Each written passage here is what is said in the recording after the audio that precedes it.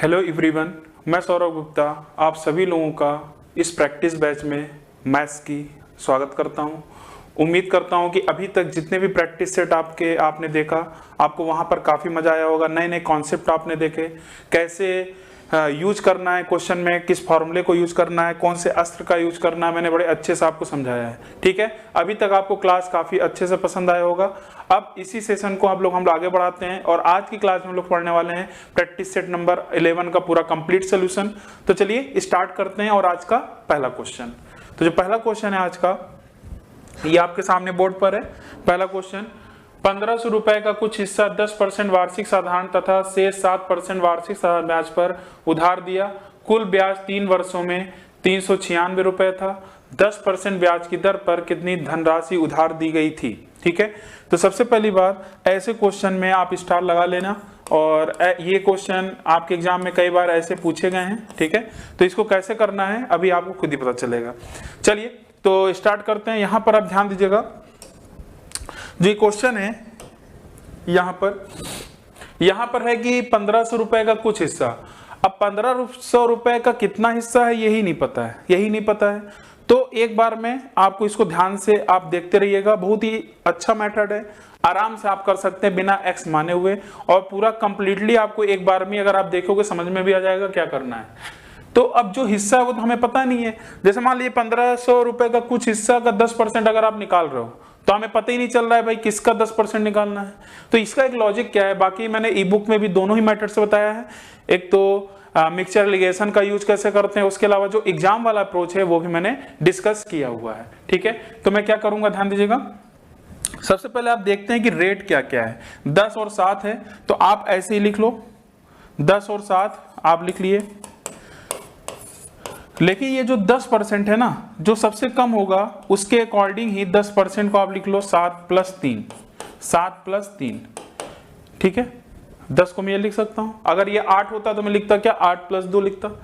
अब ये 1500 रुपए है, 1500 रुपए का जो कुछ हिस्सा इसको मिला होगा 7% जो रेट से मिला होगा, या जिसको 10% के रेट से मिला होगा, उनका रुपीज हमें पता ही नहीं है। नहीं, डायरेक्ट हम लोग यहां पर क्या कर देते, बढ़ा देते।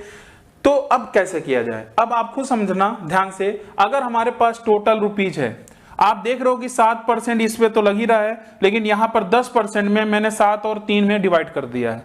तो मैं बोल सकता हूं कि टोटल का मैं 10 और 7 नहीं निकाल सकता, अलग अलग इनके रेस्पेक्ट नहीं निकाल सकता। लेकिन हाँ, टोटल का मैं 7% जब निकालूंगा तो इसका 7% और इसका 7% आपका आ जाएगा। बाकी का जो 3% होगा वो अपने आप आपको बताएगा वो 3% क्या है। अभी मैं अब इसको समझाता हूं, ध्यान समझिएगा। मैं क्या करूंगा, यहां से जो 1500 है, 1500 का पहले तो आप 7% निकाल लो। 1500 का 7% जब निकालोगे तो ये आ जाएगा कितना, 105 रुपए। कितना आएगा, 105 रुपए। अब आगे देखते हैं, यहां पर दिया है कुल ब्याज 3 वर्षों में। ये कुल ब्याज क्या है, 3 वर्षों में है। और ये जो 105 रुपए निकला है, पता है ये वार्षिक है। तो इसका मतलब जो 3 वर्षों का आपका ये ब्याज है, साधारण ब्याज की खासियत क्या है, मैं 1 साल में भी पता लगा सकता हूं 1 साल में कितना ब्याज मिला होगा। तो 1 साल का जो ब्याज होगा, 1 साल का, तो वो क्या हो जाएगा, 1 साल का ब्याज 396।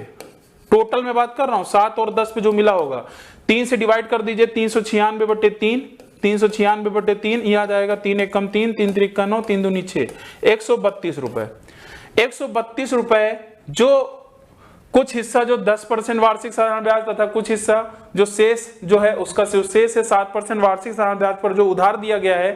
तो कुल मिलाकर इन दोनों पर जो उसको वार्षिक जो ब्याज टोटल मिल रहा है, दोनों पर 132 का मिल रहा है। लेकिन जब आपने 7% निकाला वार्षिक के हिसाब से तो 105 मिला।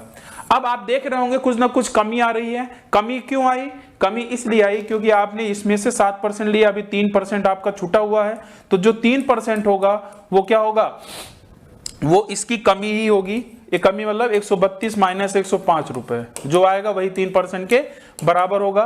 तो मैंने क्या किया, 3% की वैल्यू जब चेक किया तो ये आ रहा है, ये आपका आ जाएगा 27 रुपए। और 3 से जैसे मैंने काटा तो ये आ जाएगा 9।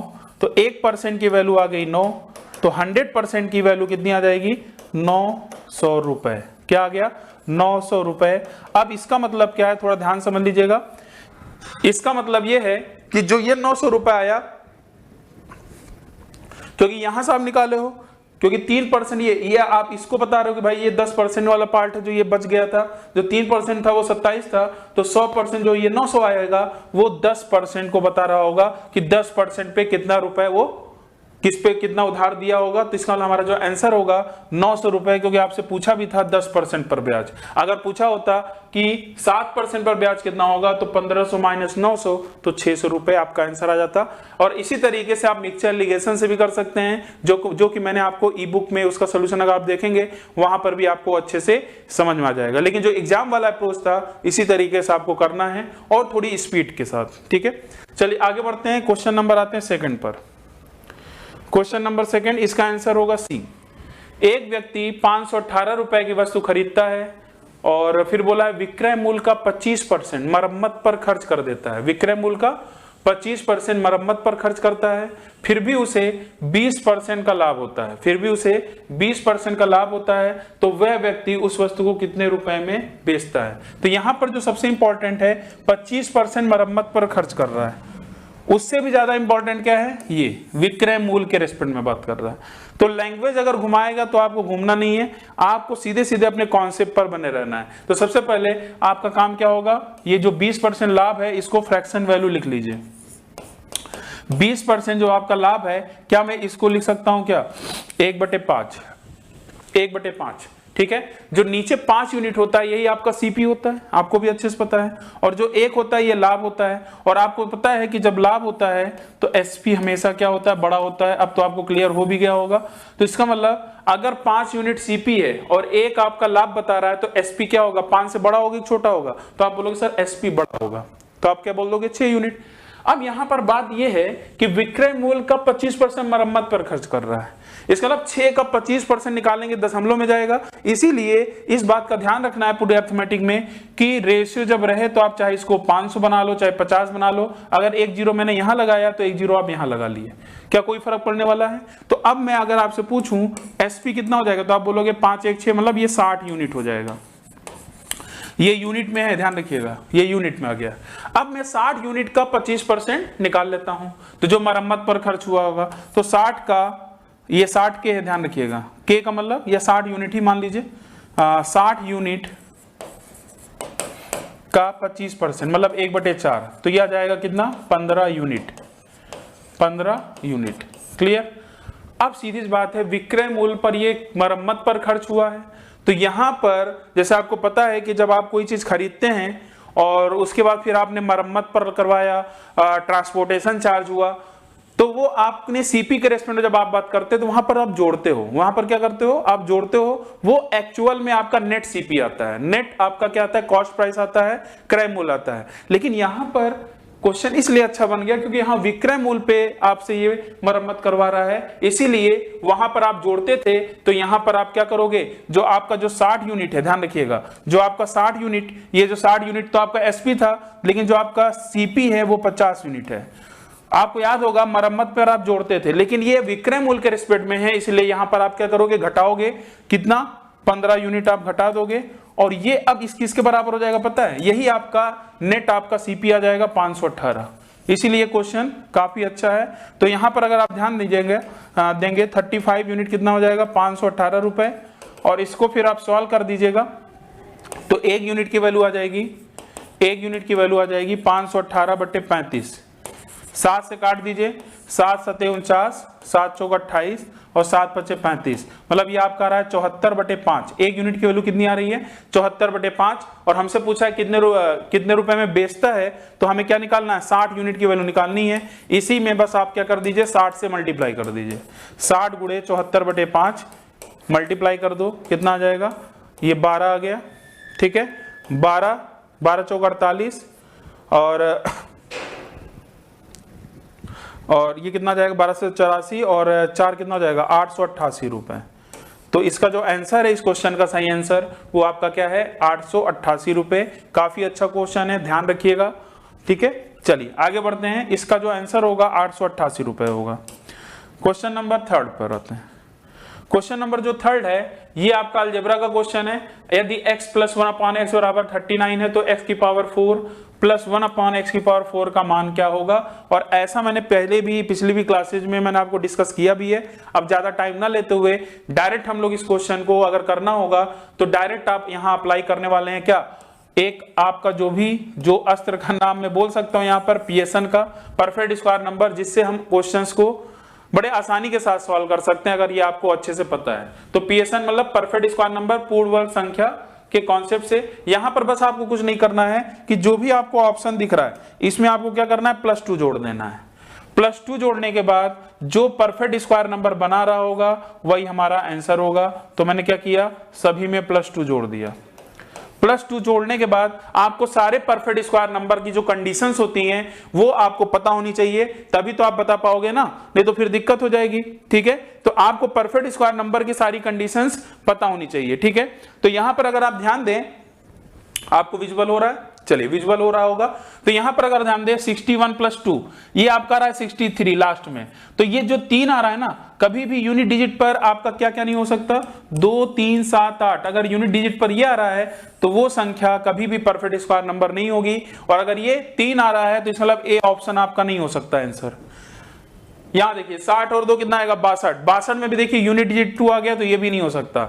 यहां पर आते हैं, ये आपका आ रहा है 9, यूनिट डिजिट पर 9 हो सकता है, लेकिन एक चीज मैंने और बताया था जो दूसरा पार्ट कि 1 से लेकर 24 में, 1 से लेकर जो 24 तक का स्क्वायर होता है इसमें जो लास्ट 2 डिजिट आता है किसी भी परफेक्ट स्क्वायर नंबर में भी लास्ट 2 डिजिट वही आएगा, उसके अलावा कुछ भी नहीं आ सकता।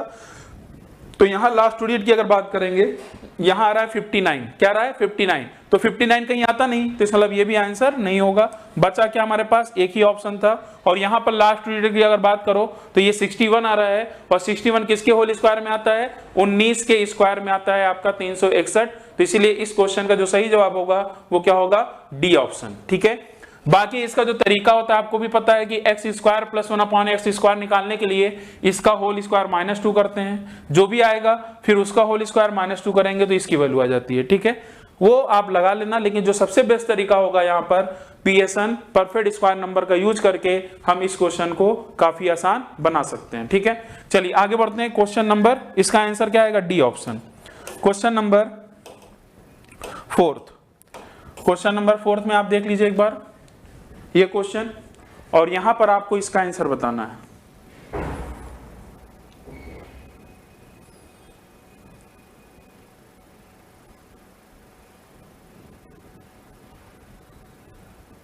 क्वेश्चन नंबर जो 4 है, लिखा है 1500 रुपए की प्रति धनराशि को 2 विभिन्न जगहों पर निवेश किया गया है। साधारण ब्याज की निश्चित दरों पर किया गया है, जिससे 3 वर्ष बाद 30 रुपए अधिक ब्याज प्राप्त हुआ। 30 रुपए अधिक ब्याज प्राप्त हुआ। बताइए ब्याज की वार्षिक दरों में क्या अंतर है, ब्याज की वार्षिक दरों में क्या अंतर है। तो सीधी बात है, यहां पर लैंग्वेज पे ना कंफ्यूज होइएगा। यहां पर बोला है कि 1500 रुपए की प्रति धनराशि, प्रति धनराशि, ठीक है, उस पे ही बात हो रही है। तो यहां पर आप क्या करने वाले हो, क्योंकि यहां पर डायरेक्ट आपको निकालना होगा, तो डायरेक्ट आप क्या कर सकते हो, डायरेक्ट अगर मुझे अंतर निकालना ही है तो डायरेक्ट ये जो डिफरेंस आ रहा होगा, ये जो 30 रुपए अधिक आ रहा है, यहीं से आप क्या कर सकते हो, डिफरेंस भी बता सकते हो। तो यहां पर जैसा कि आपने देखा भी होगा ई बुक में भी आपको अच्छे से वो सारी चीज समझ में भी आ रही होंगी क्या किया गया है। तो यहां पर मैं आपको थोड़ा सा एक्सप्लेन करके समझा देता हूं, आपको अच्छे समझ में आ जाएगा। तो डायरेक्ट यहां पर आप इनका डिफरेंस निकाल सकते हैं, और जो डिफरेंस होगा वो होगा R1 - R2 बराबर, क्योंकि जो डिफरेंस होगा वो डिफरेंस के कारण ही, जो रेट का जो डिफरेंस आया उसी लिए 30 रुपए अधिक ब्याज भी प्राप्त हो रहा है, इसीलिए 30 जो होगा मैं डायरेक्ट इसको यूज कर लूंगा। ठीक है, डायरेक्ट मैं इसको यूज कर लूंगा। और यहां पर देखिए लिखा भी है 1500 रुपए प्रति धनराशि को 2 विभिन्न जगहों पर निवेश किया गया, साधारण ब्याज की निश्चित दरों पर, जिससे 3 वर्ष बाद 30 रुपए अधिक ब्याज प्राप्त हुआ। तो बताइए ब्याज की वार्षिक दरों में क्या है। तो ये जो 30 रुपए है ना, ये 3 साल का है, ये क्या है, 3 साल का है। तो हमारा जो दर होता है वो हमेशा वार्षिक पे निकलता है, इसीलिए आपने बटे 3 करके इसको वार्षिक में कन्वर्ट कर लिया। क्लियर है भाई, बटे 3 कर दूंगा। और जो हमारा मूलधन है दोनों के लिए वो कितना है, 1500 ही है, इसीलिए डायरेक्ट आप यहां से कर सकते हो, आंसर निकाल सकते हो। यहां से इसको काट दीजिए तो ये आपका आ जाएगा कितना, 15 दूनी 30, तो 2/3%। कितना आएगा? 2/3%। यही आपका आंसर होगा, डी ऑप्शन। 2/3%, यही आपका आंसर हो जाएगा। तो इस तरीके से आप क्वेश्चंस को क्या कर सकते हैं, आसान बना सकते हैं।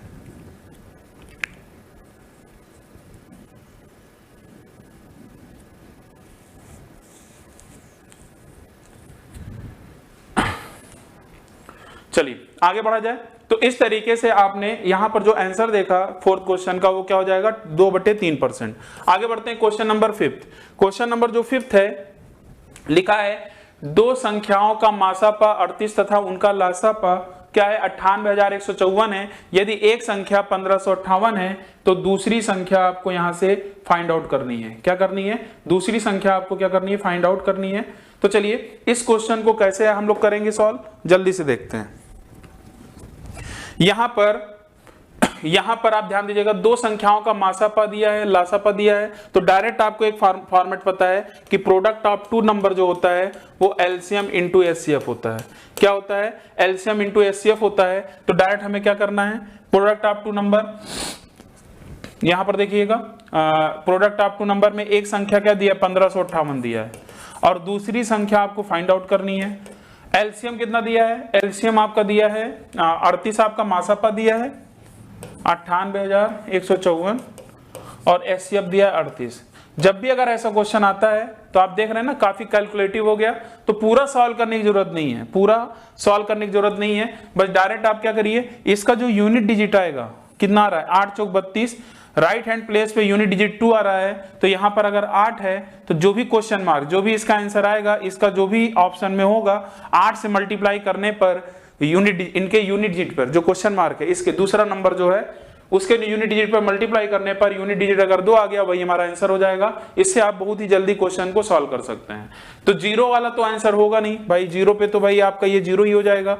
8 चौक 32 पे देखिए 2 आ रहा है, 8 5 40 भाई नहीं होगा, आंसर क्या होगा, सी ऑप्शन। बताइए, आसान सा क्वेश्चन है, आप चाहे कैलकुलेट कर लेना, आपका आंसर यही आएगा। आपका आंसर क्या आएगा, यही आएगा।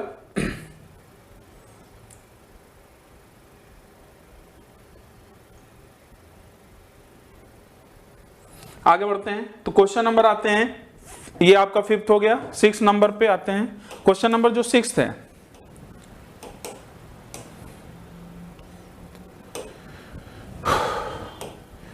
सत्रह का सबसे छोटा गुणज क्या है जिसको 1 के अलावा प्रथम 12 पूर्णांकों से विभाजित करने पर शेषफल 1 बचता है। ठीक है, अब भाई आप सोच रहे हैं ना, 17 का सबसे छोटा गुणज क्या है जिसको 1 के अलावा प्रथम 12 पूर्णांकों से विभाजित करने पर शेषफल 1 बचे।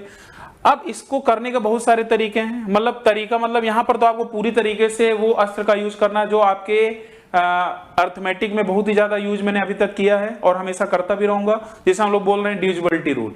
तो यहां पर आप चाहो तो 17 से काट कर चेक करो भाई कौन सा ऑप्शन 17 से कट रहा है, लेकिन टाइम लगेगा। तो सबसे बेस्ट क्या होगा, एक से भी नहीं चेक करने की जरूरत है, हम 2 से पूरा चेक करना स्टार्ट करेंगे, और 2 से करने पर आपका आंसर क्या आना चाहिए, 1 शेषफल आना चाहिए, 1 शेषफल आना चाहिए। तो सीधी बात है, यहां से 2 से भी करने पे कोई मतलब नहीं है, आपके पास 2 ऑप्शन, आपके तभी भी 2 ऑप्शन क्या 3 ऑप्शन आपको तब भी मिल जाएंगे। ठीक है, तो अब आप समझिएगा ध्यान से, मैंने आपको बताया भी था कि काफी लोग डिविजिबिलिटी रूल में 10 को उतनी महत्ता नहीं देते हैं, उतने इंपॉर्टेंस नहीं देते हैं, लेकिन 10 बहुत इंपॉर्टेंट है।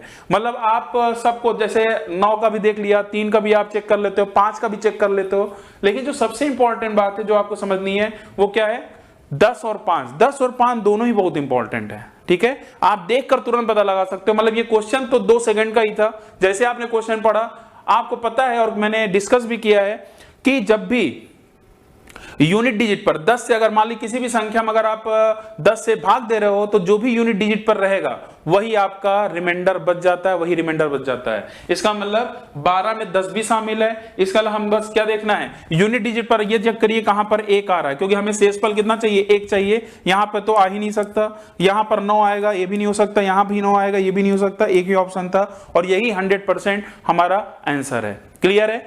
और 5 से भी चेक कर सकते थे। 5 के लिए क्या था कि 5 के लिए यहां पर जब 5 से आप चेक करोगे तो यूनिट डिजिट पर 1 आने के लिए कंडीशन क्या बन सकती है, 5 से चेक करने पर यूनिट डिजिट पे एक आने, मतलब आपको रिमाइंडर एक आने के लिए क्या कंडीशन बन सकती है? तो एक तो तरीका क्या है, लास्ट में अगर एक आएगा, यूनिट डिजिट पर अगर एक होगा 5 से भाग करने पर, वहां चांसेज है। उसके अलावा यूनिट डिजिट पर अगर 6 है तो वहां से भी चांसेज है। तो यहां पर अगर आप 5 से भी चेक करते तब भी आपका एक ही ऑप्शन एक बार में था, लेकिन सबसे बेस्ट क्या होगा? 10। सबसे बेस्ट क्या होगा? 10 से ही चेक कर सकते थे। बाकी काफी लोग इसको 9 से 3 से भी चेक करते हैं, लेकिन इससे फास्ट नहीं कर पाएंगे जो मैंने 10 वाला बताया है। ठीक है, चलिए आगे बढ़ते हैं। बाकी एलसीएम ये सब देखिए, ये आपका प्रैक्टिस है, और प्रैक्टिस में मैं आपको यही चीज सिखा रहा हूं कि कैसे एग्जाम में आपको डील करना है क्वेश्चन के साथ। ठीक है, बाकी डिटेल वाला तो आपने भी एलसीएम ऐसे पढ़ा होगा, वहां से जो मेथड्स होते हैं उनको आप अप्लाई करते हैं, फिर एक जोड़ते हैं, घटाते हैं, पता नहीं क्या करते हैं। लेकिन यहां पर जो मैं आपको कॉन्सेप्ट सिखा रहा हूं, जो एग्जाम वाला अप्रोच है, वो चीज आपको सीखना पड़ेगा, तभी आपको यहां पर मैथ्स में इंटरेस्ट बनेगा। ठीक है, चलिए ये भी आप अगर ध्यान से देखें, ये सिर्फ आसान सा क्वेश्चन है कैलकुलेशन के पॉइंट ऑफ व्यू से। अब काफी लोग इसको कई तरीके से लगा देते हैं। ठीक है, यहां पर क्या क्या लग सकता है? सबसे पहली बात, यहां पर आप डिजिट सम का अप्लाई कर सकते हो, अंकी योग का भी अप्लाई कर सकते हो। ठीक है, उसके अलावा कुछ लोग इसको पूरा गुणा भी करते हैं, तब भी टाइम लग जाएगा, तब भी आपका टाइम लग जाएगा। तो यहां पर सबसे बेस्ट अप्रोच क्या है? बेस्ट अप्रोच क्या है? ठीक है, बेस्ट अप्रोच ये है कि हम लोग यूनिट डिजिट और लास्ट 2 डिजिट के कॉन्सेप्ट से इस क्वेश्चन को आसान बना सकते हैं। अब कैसे बनाएंगे? डिजिट सम आप कर ही लोगे, इतना तो अब आपको आइडिया लग ही गया है। तो डिजिट सम में क्या करना है? इसका डिजिट सम निकालना है, जो भी आएगा फिर ऑप्शन में चेक कर देना है, आपका आंसर आएगा। लेकिन तब भी टाइम लगेगा, क्योंकि चेक करेंगे टाइम जाएगा। सबसे बेस्ट तरीका मैं आपको बताता हूं कि यूनिट डिजिट और लास्ट 2 डिजिट भी एक बहुत ही बड़ा आपके लिए हथियार बन सकता है। इसको भी धीरे धीरे मैं आपको यूज करना बता रहा हूं। इसके पहले भी एक बार मैंने यूज कराया भी है 997 का होल क्यूब में, अगर आपको याद होगा। तो यहां पर अगर आप यूनिट डिजिट पर बात करते हैं, देखिए यहां 1 1 है और यहां 5 है, तो आपको भी अच्छे से पता है कि यहां पर सभी जगह 1 है, तो यूनिट डिजिट पर आपका 1 ही आना चाहिए। तो डी ऑप्शन तो वैसे ही नहीं होगा। ठीक है, लेकिन एक ही ऑप्शन एलिमिनेट हुआ। अब हमें लास्ट 2 डिजिट पर अटैक करना है, क्योंकि लास्ट 2 डिजिट अगर आप ध्यान से देखें, सारे ही ऑप्शन में लास्ट 2 डिजिट क्या अलग अलग है। तो लास्ट 2 डिजिट कैसी निकलती है? अब ध्यान दीजिएगा, लास्ट 2 डिजिट निकालने का सबसे अच्छा तरीका होता है कि इसमें आप 100 से डिवाइड कर दो। किससे डिवाइड कर दो? 100 से डिवाइड कर दो। 100 से जब आप डिवाइड करते हो तो ध्यान दीजिएगा, यहां पर जो लास्ट 2 डिजिट दिखेगा ना, जैसे 11 दिख रहा है ना, तो यहां पर जो रिमाइंडर होगा ये 11 ही बचेगा। मतलब जो लास्ट 2 डिजिट होगा वही रिमाइंडर भी होता है, ध्यान रखिएगा, वही रिमाइंडर भी होता है, वही लास्ट 2 डिजिट भी होता है। यहां पर देखिए क्या आएगा? 21 आएगा। यहां पर क्या आया? यहां तो 11 है ही है। तो अब आप ध्यान दीजिए, 11, ये देखिए यहां से क्या आएगा? 11 का स्क्वायर, 11 इंटू 11 का स्क्वायर क्या आएगा? 121 गुणे 21 ये वाला। ठीक है, फिर इस एक से मतलब नहीं है, मुझे लास्ट 2 डिजिट से मतलब है। तो फिर देखिए 21 गुणे 21 क्या आएगा? 441। फिर मुझे इस 4 से नहीं मतलब है, तो हमारा जो रिमाइंडर आएगा, रिमाइंडर की अगर मैं बात करूं 100 से भाग देने पर 41 आएगा, और वही 41 रिप्रेजेंट भी क्या करेगा? लास्ट 2 डिजिट को रिप्रेजेंट करेगा। तो हमारा आंसर क्या आएगा? ए ऑप्शन आपका सही आंसर है। ए ऑप्शन क्या है? आपका सही आंसर है। उम्मीद करता हूं आपको अच्छे से समझ में आ गया होगा मेरी बात। और बाकी तो आप चाहें तो डिजिट सम को भी अप्लाई कर सकते हैं यहां पर। ठीक है, चलिए नोट करते चलिएगा, कॉन्सेप्ट को देखते चलिएगा। एग्जाम में 100% आपको मजा आएगा, ये मेरी पूरी गारंटी है। और इनफैक्ट फिर आप भी सोच पाएंगे कि इंडिविजुअल के लिए फिर आपको सोचना पड़ेगा, जो नीचे आपको पट्टी में लगा चलता हुआ दिख रहा है उसके बारे में फिर आप सोच सकते हैं। और अगर आपने अभी तक उस तरीके से मैथ्स नहीं पढ़ा है तो हमारे साथ आप जुड़ सकते हैं। ठीक है, नीचे हुए दिए हुए नंबर पर आप कांटेक्ट कर सकते हैं। चलिए आगे बढ़ते हैं। यहां लिखा है क्वेश्चन नंबर 8, यदि क्रय मूल्य पर 40% का लाभ होता है तो उसे विक्रय मूल्य पर ज्ञात करने से कितने प्रतिशत का लाभ होगा? ऐसा क्वेश्चन आपने पहले भी किया है। तो सबसे पहले आप 40% को फ्रैक्शन में बदल लो। 40% की जो फ्रैक्शन में वैल्यू होती है वो होती है 2/5। जिनको नहीं आता वो 40/100 करके आप फ्रैक्शन में निकाल सकते हैं। लेकिन मैं यही कहूंगा आपको ये सारी चीजें याद होनी चाहिए। तो ये 5 आपका क्या बता रहा है पता है? ये 5 आपका यूनिट सीपी बता रहा है। ये 2 यूनिट आपका क्या बता रहा है? प्रॉफिट लॉस बता रहा है, लाभ बता रहा है। तो मैंने एक चीज फिर बताया था, हमेशा ये बताया है कि जब भी लाभ होता है, लाभ होगा, तो ये अपने दिमाग में रखना है कि एसपी क्या होता है? सीपी से बड़ा होता है। एसपी क्या होता है? सीपी से बड़ा होता है। इसका मतलब अगर 5 यूनिट अगर आपका सीपी है तो 100% जो हमारा एसपी होगा वो 5 से बड़ा होगा। तो एसपी कितने यूनिट हो जाएगा? 5 2 7 यूनिट। तो हमसे जो पूछा गया है, जो लाभ पूछा गया है वो किसके रेस्पेक्ट में पूछा गया? विक्रय मूल्य के रेस्पेक्ट में लाभ पूछा गया है। तो जो लाभ परसेंट होगा किसके रेस्पेक्ट में? लाभ परसेंट आपको एसपी के रेस्पेक्ट में बताना है। तो लाभ परसेंट, लाभ तो आपका 2 का ही रहेगा, चाहे आप सीपी पे निकालो चाहे एसपी पे निकालो, लेकिन किसके रेस्पेक्ट में निकाल रहे हो ये भी इंपॉर्टेंट है। तो रेस्पेक्ट में आप एसपी के निकाल रहे हो, एसपी कितना है? 7। तो 2/7 की वैल्यू क्या हो जाती है? 28 सही 4/7 या 28.56%।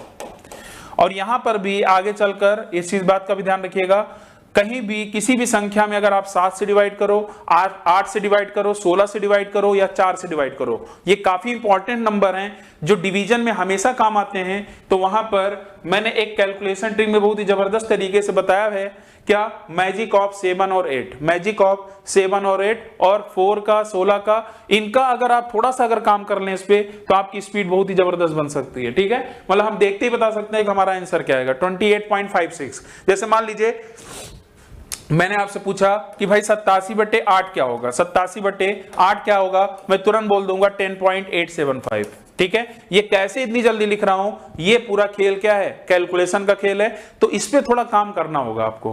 फिलहाल यहां पर जो हमारा आंसर था क्या था? 28.56% या 28 सही 4/7। ठीक है, आगे बढ़ा जाए तो आगे बढ़ते हैं। आगे अगर आप बढ़ते हैं तो यहां पर क्वेश्चन नंबर 9 पर आते हैं। क्वेश्चन नंबर जो 9 है ये ट्रिग्नोमेट्री से क्वेश्चन है, आसान सा क्वेश्चन है।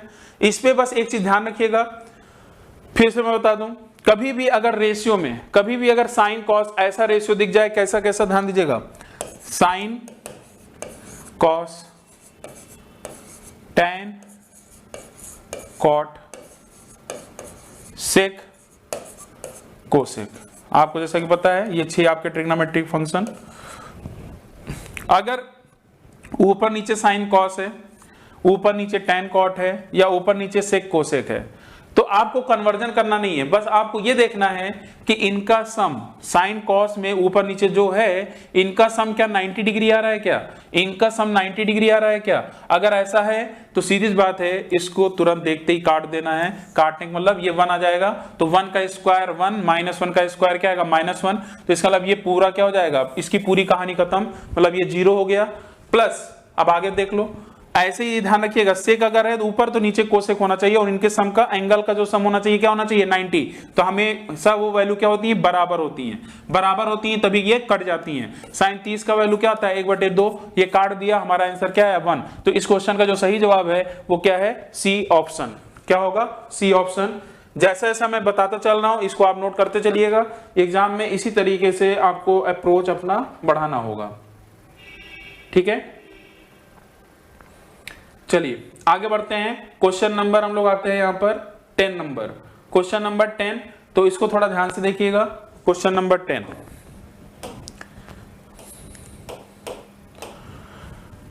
टीएचडी से क्वेश्चन है, लिखा है एक साइकिल चालक ए से बी तक 14 किलोमीटर की दूरी बिना रुके एक निश्चित औसत चाल से तय करता है। यदि उसकी औसत चाल 1 किलोमीटर प्रति घंटा कम होती है तो वह उसी दूरी को पूरा करने के लिए 20 मिनट अधिक लेता है, तो उस साइकिल चालक की प्रारंभिक औसत चाल क्या होगी? तो मान लेते हैं कि जो साइकिल चालक है उसकी प्रारंभिक जो चाल है वो क्या है? S kilometre, capital S kilometre प्रति घंटा। तो यहां पर सबसे इंपॉर्टेंट क्या है कि चाल बराबर दूरी बटे समय, ये आपको पता होना चाहिए। चाल बराबर दूरी बटे समय, ठीक है, चाल बराबर दूरी बटे समय। तो यहां से भाई डिस्टेंस आपका कांस्टेंट है, तो मैं क्या बोलूंगा? चाल बराबर दूरी बटे समय में ये 14 मैंने लिखा। समय अगर मैं इधर कर दूं, चाल इधर कर दूं, तो सीधी बात है एक बार चाल आपका पूरा चल रहा है, उसके बाद फिर 1 किलोमीटर प्रति घंटा की कमी हो रही है। तो सीधी बात है अगर डिनोमिनेटर में अगर आप स्पीड लिख रहे हो, जो भी चाल की वैल्यू है, अगर उसमें कमी आएगी तो वैल्यूज बढ़ेगी, और अगर उसमें वृद्धि होगी तो पूरी वैल्यूज क्या होगी? घट जाएगी। ठीक है, इसका मतलब यहां पर आपको लिखना पड़ेगा समय कब ज्यादा लगेगा? जब वो अपनी चाल थोड़ा सा घटा देगा तो समय ज्यादा लग जाएगा। ठीक है, 14/S-1। ठीक है, 20 मिनट अधिक लेता है, इसका मतलब जो इनका डिफरेंस आएगा किसका?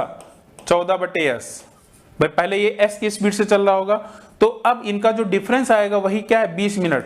20 मिनट को आप कन्वर्ट कर लो किसमें, घंटे में, तो 20/7। ये भी आपका समय बता रहा था, ये भी आपका समय बता रहा है और ये भी समय बता रहा है। बस यहीं से इसको सॉल्व करना है। ये 5 नहीं है, ध्यान रखिएगा, ये आपका s है, ये आपका क्या है s है, ठीक है। तो यहां से इसको सॉल्व करिए, ये 1/3 आ जाएगा, 1/3। 14 को अगर मैं यहां से कॉमन ले लूं तो ये आएगा s माइनस s प्लस 1, तो s माइनस है, s कट जाएगा तो हमारा बचेगा क्या, यहां से ध्यान दीजिएगा 14, ये अगर मैंने इधर ले लिया तो यहां से आएगा s माइनस s प्लस 1, ठीक है। अपॉन में क्या जाएगा s माइनस 1 बराबर 1/3। इसको सॉल्व कर लेते हैं, तो इसको जब सॉल्व करेंगे देखिए ये कट जाएगा और यहां से आ जाएगा 14 त्रिक 42, 14 त्रिक 42, तो s स्क्वायर माइनस s और माइनस 42 हो जाएगा, ठीक है। कितना जाएगा माइनस 42। अब ये बन जाएगा क्वाड्रेटिक इक्वेशन, क्वाड्रेटिक इक्वेशन बन जाएगा। तो इसका तो आप आराम से बता सकते हो, ये कैपिटल S से ध्यान रखिएगा। तो 42 जो होता है ये होता है 6 सत्ते 42, और 6 सत्ते 42 का मतलब क्या हो जाएगा -7 + 6, -7 + 6, इसका मतलब +6 आप जब लोगे तो -6 आएगा, तो ये आपका हो नहीं सकता था। तो हमारा आंसर क्या आएगा, S बराबर 60 किलोमीटर प्रति घंटा। इसको सॉल्व कर लेना, हमारा आंसर क्या आ जाएगा 7 किलोमीटर प्रति घंटा। इसको आप चाहें तो ऑप्शन के थ्रू भी जाकर कर सकते हैं। ऑप्शन के थ्रू कैसे जाना है, इसके लिए आपको क्या करना पड़ेगा, जैसे मान लीजिए मैंने ऑप्शन वाले में 7 ले लिया, ठीक है। कैसे चेक करना है, ये स्पीड दिया है, अगर ये स्पीड दिया है तो डायरेक्ट आप यहां से अगर 14 में भाग दे देंगे तो समय आ जाएगा क्या, भाई 14 किलोमीटर है, ये चाल है। अगर मैं 7 का 14 में भाग दूंगा तो आ जाएगा 7 दूनी 14, मतलब 2 घंटे यहां से आएगा। कितना आएगा 2 घंटे, 2 घंटे का मतलब हो गया 120 मिनट। समझिएगा ध्यान से, अगर मान लीजिए तरीका ये नहीं समझ में आया तो ऑप्शन के थ्रू भी हम जा सकते हैं। अब क्या हुआ कि समय में, अब यहां देखिए ना लिखा था ना कि चाल अब क्या हो जा रहा था 1 किलोमीटर प्रति घंटा कम हो जा रहा था, और जब ये कम होगा तो सीधी सी बात है जो हमारा समय है वो 20 मिनट और बढ़ जा रहा था ना, यहां लिखा है ना, पूरा करने में 20 मिनट और अधिक लग जा रहा था। तो मैं क्या करूंगा, यहां पर 1 किलोमीटर प्रति घंटा मैंने कमी कर दिया, तो अब आप ध्यान दीजिएगा दूरी तो उतना ही है 14 ही है, अब ये कितना हो जाएगा 6 हो जाएगा। तो यहां से इसको अगर ध्यान दें 2 सत्ते 14, 2 तिहाई 6, मतलब ये आपका जाएगा 7/3 घंटा। और घंटे को अगर मैं 60 से अगर मैं यहां पर मल्टीप्लाई कर दूं तो ये आ जाएगा कितना 20 सत्ते 140 मिनट, ये मिनट है, ये कितना आ गया 140 मिनट। इसका मतलब आप देख लीजिए इनके बीच का गैप आपका कितना आना चाहिए था, 20 मिनट का गैप आना चाहिए था। देखिए जब भी अगर आपको कॉन्सेप्ट ना समझ में आए तो आपके लिए सबसे बड़ा हथियार होगा वो क्या है, बाई ऑप्शन। बाई ऑप्शन के थ्रू जाकर आप 100% एक्यूरेसी के साथ स्पीड में आप आंसर फाइंड आउट कर सकते थे। तो मैंने 2 तरीके से आपको अच्छे समझा दिया है, उम्मीद करता हूं आपको अच्छे से समझ में आ गया होगा। आगे बढ़ते हैं क्वेश्चन नंबर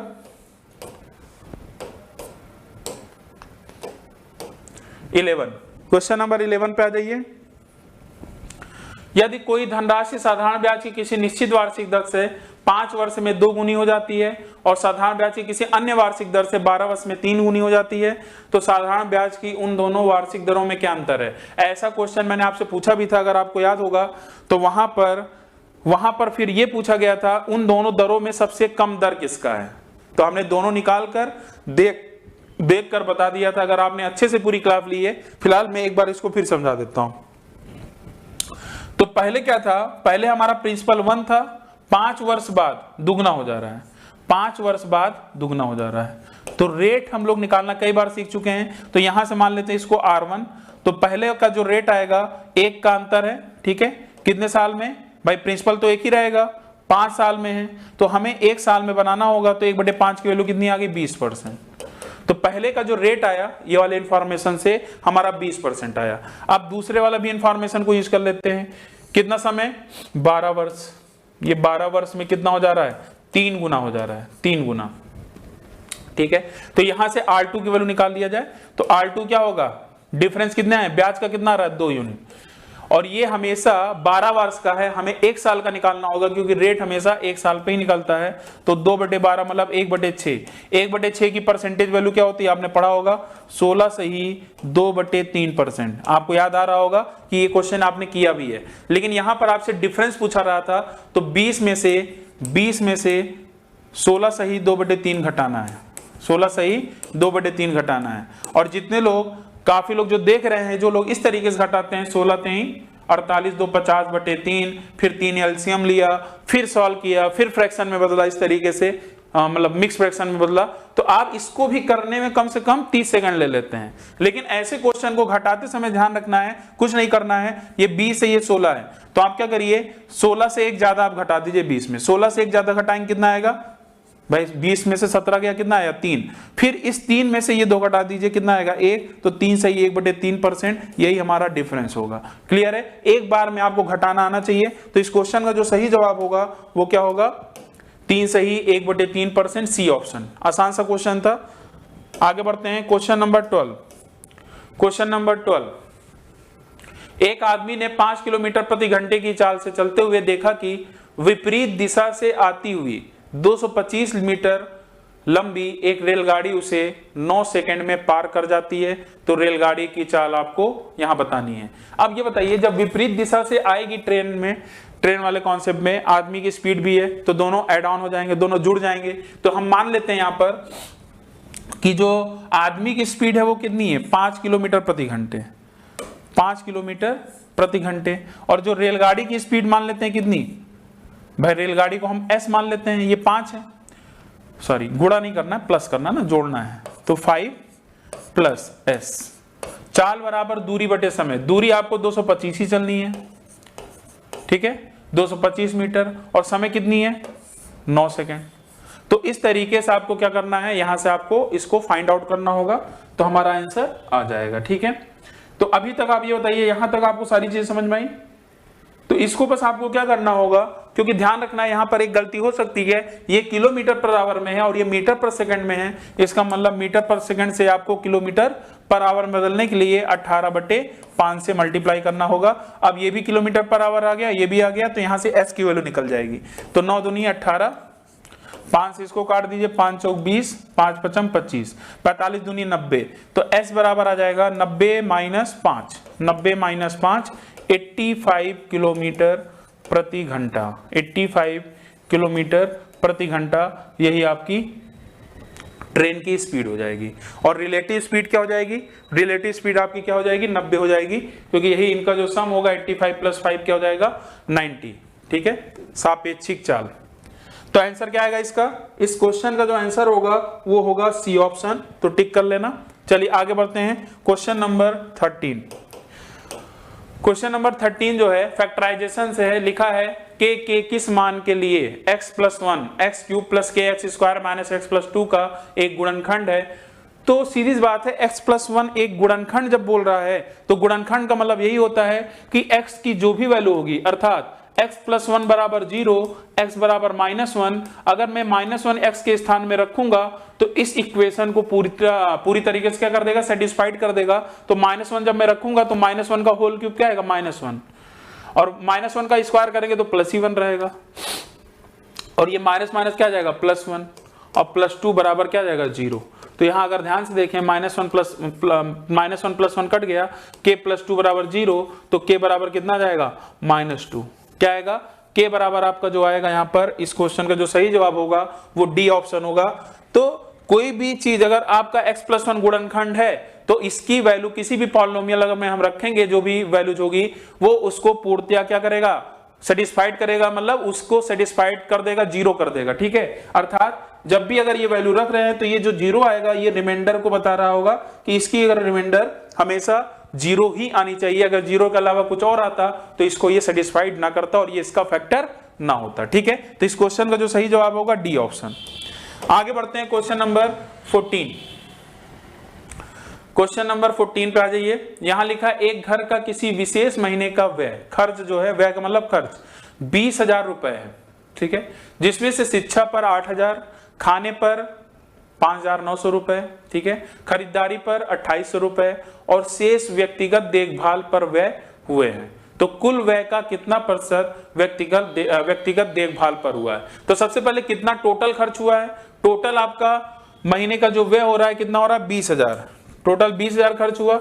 लेकिन उसमें से जो डायरेक्ट बात कर रहा है शिक्षा पर 8,000, चलिए जोड़ लेते हैं, 8,000 इस पे खर्च हुआ है, खाने पर 5,900 खर्च हुआ है, उसके अलावा खरीदारी पर कितना 2800 खर्च हुआ है, 2800 खर्च हुआ है। तो यहाँ पर इसको जोड़ लेते हैं, तो ये 0 0 9 8 17 5 2 7 8 7 15 और कितना हो जाएगा 8 7 15 और 1 16, तो 16,700 रुपये आपका क्या आ गया, यहां पर ये पूरा खर्च आ गया। ठीक है, तो 16,700 रुपए खर्च हुआ, तो बचा कितना, बचा तो आप देखेंगे 20,000 में से ये हो गया, तो व्यक्तिगत जो शेष बचा वो व्यक्तिगत देखभाल के लिए था, तो 20,000 माइनस 16,700, तो ये आपका आ जाएगा कितना, ये आपका आ जाएगा 3,300, कितना आ जाएगा 3,300 और बटे कितना आ जाएगा 20,000, 20,000 गुणे 100, क्योंकि किसके रिस्पेक्ट निकालेंगे, हमेशा जो आपका ओरिजिनल होगा मेन इसी के रिस्पेक्ट निकालेंगे ना, कितने परसेंट आपका इसमें व्यक्तिगत देखभाल में खर्च हुआ है। तो यहां से आप इसको काट दो, 2 0 ये कट गया, तो 33 में अगर हम 2 का भाग देंगे तो आ जाएगा 16.5%, 16.5%। तो इस क्वेश्चन का जो सही जवाब होगा वो क्या होगा, बी ऑप्शन। आसान सा क्वेश्चन है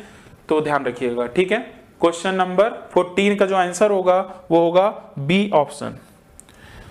क्वेश्चन नंबर आते हैं 15 पर। कितनी बार ऐसे क्वेश्चन आपने देखे भी हैं, और अब तो आपको अच्छे से अंदाजा भी लग गया होगा मैं यहां पर क्या कहना चाह रहा हूं। यहां पर अगर आप ध्यान दें, ये आपका LHS है, ये आपका RHS है, तो ये बराबर होने का मतलब क्या है, एक्स वाई जेड की वैल्यू आप तभी निकाल पाओगे जब LHS वाली जो वैल्यूज है, ये जो आपका फ्रैक्शन है, इसको भी कुछ ऐसा बदल दिया जाए कि इसके जैसा दिखने लगे, या सिंपल भाषा में अगर बात करें, सीधी भाषा में अगर बात करें, जैसा ये दिख रहा है, जैसा ये दिख रहा है वैसा ये, इसको भी अगर मैं दिखाना स्टार्ट कर दूं या दिखा दूं तो हम डायरेक्ट कंपेयर कर लेंगे। ठीक है, या इसकी सूरत जैसी इसकी सूरत वैसी इसकी सूरत अगर बन गई तो पता लगा लिया जाएगा कि एक्स वाई जेड की वैल्यू क्या है, और दिख भी रहा है 19 3 57, तो अपने आप बनेगा 19 3 57, तो 3 प्लस क्या आया, 3 प्लस 4/19 दिख रहा है ना। देखिए अब 3 मिल गया आपको, देखिए 3 मिल गया। अब यहां पर अगर आप ध्यान दें 3 प्लस के बाद मुझे चाहिए यहां 1 चाहिए, मैंने ई बुक में सोल्यूशन में भी अच्छे से बताया है। तो अगर यहां 1 चाहिए तो इस मतलब 4 से ऊपर नीचे डिवाइड करना पड़ेगा। 4 से जब आप ऊपर नीचे डिवाइड करोगे तो ये 1 आ जाएगा और नीचे क्या जाएगा 19/4। फिर ऐसे आप प्रोसीड करते जाना, आपका आंसर आ ही जाएगा, जो मैंने बुक में भी दिया है, आप आराम से वहां से देख सकते हो। ठीक है, लेकिन जो इसका बेस्ट तरीका है वो आप देखिए जो आपको एग्जाम में लगाना है। भाई 3 तक तो आपको समझ में आ ही गया। अब आप क्या करिए 19 में इसको जब 4 से भाग करोगे तो 19/4 आएगा, तो 19 में आप 4 से भाग दे दो। जैसे एचसीएफ भाग विधि से निकालते हैं वैसे निकालना है यहाँ पर कंटिन्यूड फ्रैक्शन में, कैसे एक्स वाई जेड का मान निकालते हैं। तो 19 देखिए 4 चौक 16, कितना बचा 3, ये जो भी रिमाइंडर आएगा अब ये वाला जो भाजक है वो क्या बन जाएगा, वो आपका भाज्य बन जाएगा। भाजक का मतलब डिवाइजर जो होगा ये वाला, ये डिविडेंड बन जाएगा। फिर ऐसे आप करोगे 3 1 कम 3, ये 1 आया, फिर ये 3 इधर आप इस पे भाग दे दो तो 1 3। अब ध्यान समझिएगा, ये जो आएगा यही आपका x होगा, यही आपका y होगा, और यही क्या होगा आपका z होगा। ठीक है, तो यहां से आपसे योग पूछ रहा है, क्या पूछ रहा है, यहां से आपसे योग नहीं पूछ रहा है, यहां पूछ रहा है z किसके बराबर है। तो भाई z किसके बराबर है, 3 के बराबर है, तो हमारा आंसर क्या आ जाएगा C। उम्मीद करता हूं आपको अच्छे से मेरी बात समझ में आ रही होगी। तो इस क्वेश्चन का जो सही जवाब होगा वो क्या होगा 3 होगा। ठीक है, तो 15 का C। चलिए आते हैं नेक्स्ट क्वेश्चन पर। तो नेक्स्ट क्वेश्चन जो है ये आपका है 16 नंबर। तो 16 नंबर क्वेश्चन पर आ जाइए। एक चुनाव का जिसमें 6 दलों ने भाग लिया और परिणाम जो दिया गया वृत्तारेख है, पाई चार्ट द्वारा दर्शाया गया है। इस वृत्तारेख में दल A का कोण जो है 135 डिग्री था। यदि इसे 21,960 मत मिले हों तो कुल कितने वैध मत डाले गए थे, कुल कितने वैध मत डाले गए थे। तो इसमें आपको क्या करना होगा, ध्यान दीजिएगा, एक बार आप फिर से पढ़ लो। एक चुनाव का जिसमें 6 दलों ने भाग लिया है, परिणाम पाई चार्ट द्वारा दर्शाया गया है। इस वृत्तारेख में दल A का कोण जो दिया है 135 डिग्री था। यदि इसे 21,960 मत मिले हों, 21,960 मत अगर मिले हों तो कुल आपको क्या बताना है यहां पर, तो कुल कितने वैध मत डाले गए हैं। तो सीधी सी बात है, जो कुल वैध मत होगा वो 360 डिग्री रिप्रेजेंट कर रहा होगा। कितना रिप्रेजेंट कर रहा होगा, 360 डिग्री रिप्रेजेंट कर रहा होगा। तो हम क्या करते हैं यहां पर, सबसे पहली बात आप डायरेक्ट आप ऐसे समझ लो कि 21 ये जो लिखा है ना ये, यदि इसे मतलब इसे किसे, ए को डायरेक्ट ये मत मिला है तो मैं बोलूंगा कि भाई 135 डिग्री ही किसके बराबर है, 21,960 के बराबर। क्लियर। और कुल दल, अगर कुल दल की बात करूं तो पूरा पाई चार्ट जो होगा वृत्तारेख है, और वृत्तारेख में जो वृत्त होता है उसका टोटल जो कोण होता है वो 360 डिग्री होता है। तो मैं क्या बोलूंगा कि भाई 1 डिग्री जो होगा 21,960 बटे 135, हमें निकालना है 360 डिग्री टोटल निकालना है। तो बस मुझे क्या करना होगा, 21,960 बटे 135 गुणे 360। अब ये हमारा इसी को सॉल्व करना और यहीं से हमारा आंसर आ जाएगा, यहीं से हमारा क्या जाएगा, आंसर आ जाएगा। ठीक है, तो थोड़ा इसको अगर ध्यान से देखें, अप्रोक्सीमेशन की तरीके से अगर आप सॉल्व करना चाहें, अप्रोक्सीमेशन की तरीके से भी सॉल्व कर सकते हैं। ठीक है, आप कितनी बार जाएगा लगभग। ठीक है, अगर मान लीजिए मैं इसको 150 मान लेता हूं, 150 मान लेता हूं और 15 दूनी 30, चलिए इसको पूरा सॉल्व भी कर लेते हैं ना। यहां पर ध्यान दीजिएगा, 5 दूनी 10, 5 सते 35, और यहां से अगर आप ध्यान दें और 5 सते 35, 5 दूनी 10, ठीक है, 9 से काट दीजिए, 9 त्रिक 27, 9 8 72, 9 8 72, और यहां से अगर आप ध्यान दें तो लगभग ये 3 त्रिक का 9, 21 तिहाई 63, लगभग मेरे ख्याल से 58,000 कुछ समथिंग आना चाहिए। चलिए चेक कर लेते हैं। यहां पर देखिए 3 से इसको काट लीजिए, 3 सते 21, 3 त्रिक का 9, 3 दूनी 6, 7320 में 8 का मल्टीप्लाई करना है, 7320 में 8 का मल्टीप्लाई करना है, तो 800, 8 दूनी 16, 8 त्रिक 24 और 1 25, 8 सते 56, 2 58। देखिए अंदाजा आप लगा सकते हैं, मतलब जरूरी नहीं कि पूरा आप कैलकुलेट ही करो, आप देखते जैसे थोड़ा बहुत काटोगे तुरंत आपको एक पता चल जाएगा। ऑप्शन भी देखिए काफी दूर दूर है, तो इसीलिए यहीं से पता चल गया हमारा आंसर क्या था, बीच में ही बी ऑप्शन। ठीक है, इस तरीके से आप इसका आंसर कर सकते थे। ठीक, 58,560। क्वेश्चन नंबर आते हैं 17 पर। क्वेश्चन नंबर 17 पर आ जाइए। जो क्वेश्चन नंबर 17 है ये आपका है स्टैट्स का क्वेश्चन है। 5 प्रेक्षणों के माध्य और माध्यिका क्रमशः 9 और 8 हैं। यदि प्रत्येक प्रेक्षण जो आंकड़े हैं प्रेक्षण है उनमें से एक घटा दिया जाए, सभी में से एक घटा दिया जाए, तो नया माध्य और माध्यिका में क्या अंतर आएगा। सीधी सी बात है, कई बार मैंने बताया भी, तो माध्य में भी एक की कमी आ जाती है, मतलब जो माध्य आपका 9 है, 9 में भी क्या आएगा, एक की कमी आ जाएगी, मतलब माध्य 8 हो जाएगा।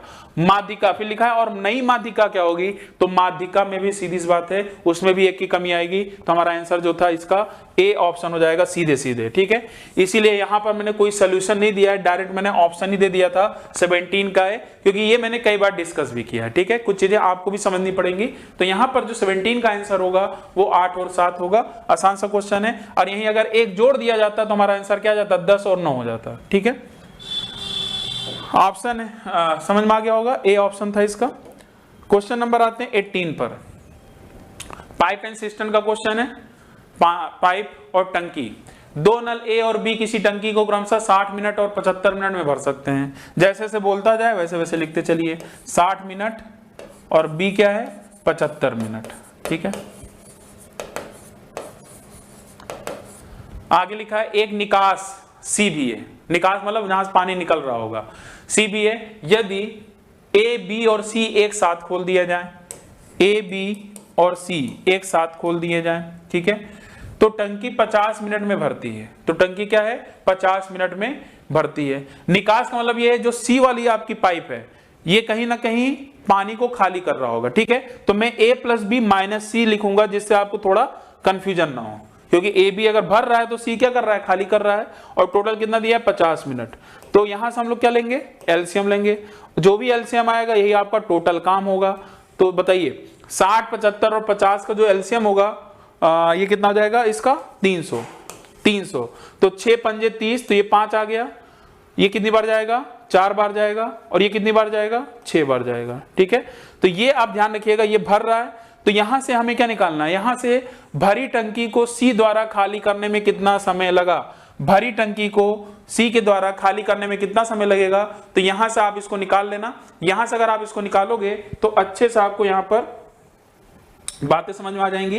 तो यहां पर सी की जो क्षमता होगी, तो सी की क्षमता कितनी हो जाएगी, इसको आप देख लो।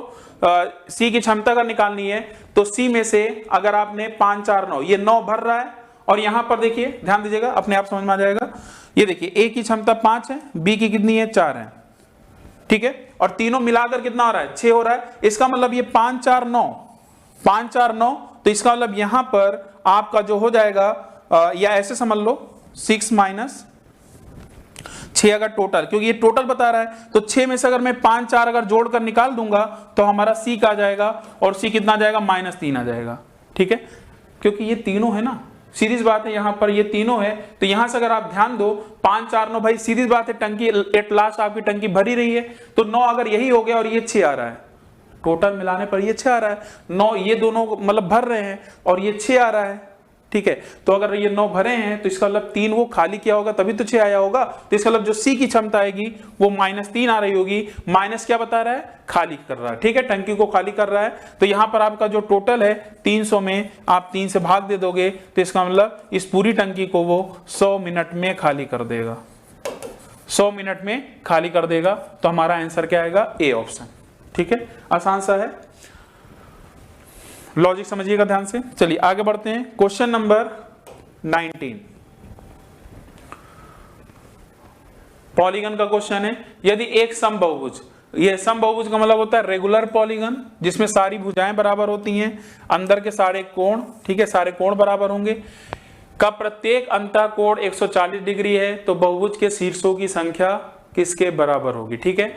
एक चीज पर ध्यान रखिएगा, अगर एक अंतःकोण का मान दिया है तो हम एक बाह्य कोण का भी मान निकाल सकते हैं, किसमें से 180 में से 140 जब आप घटा दोगे तो जो बचेगा 40 डिग्री, यही आपका एक बाह्य कोण का मान आ जाएगा, और जैसे ही एक बाह्य कोण का मान आएगा बहुभुज में, तो भुजाओं की संख्या या शीर्षों की संख्या भी आप तुरंत निकाल दोगे, तो 360 टोटल होता है वाह्य कोणों का योगफल, उसमें बस यही एक वाह्य कोण से जब आप भाग दोगे तो ये जो भी आएगा ये आपका ये बता देगा कितने शीर्षों की संख्या है, कितने भुजाएं होंगी, तो यहां पर आपका डायरेक्ट आंसर क्या आ जाएगा 4 9 36, ठीक है। तो मैंने इसको दो तरीके से आपको बताया भी है बुक में, ये तो आपका था एग्जाम वाला अप्रोच जो आपको दिखा भी होगा और अच्छे से समझ में भी आ गया होगा, और बाकी एक मेथड और था जो अंतःकोणों के योगफल के फार्मूले से मैंने लगाया, ठीक है, उसको आप देख लेना, आपको अच्छे समझ में आ जाएगा, और यहां पर ऐसे क्वेश्चन को आसान आप बना सकते हैं, एग्जाम वाला अप्रोच यही रहेगा।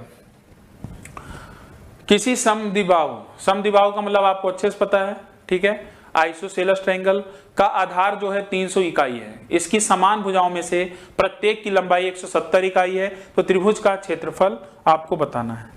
तो सबसे पहले यहां पर ध्यान से देखें, ये समद्विबाहु त्रिभुज हम लोग मान लेते हैं, 300 पूरा आधार है, 300 ये पूरा इकाई है, और समान भुजा मान लेते ये है, और अगर समान भुजा है तो इसके दो कोण भी आपस में क्या होंगे बराबर होंगे, ठीक है, तो यहां से जो लंबाई है उसकी कितनी है 170, ये भी 170 और ये भी 170।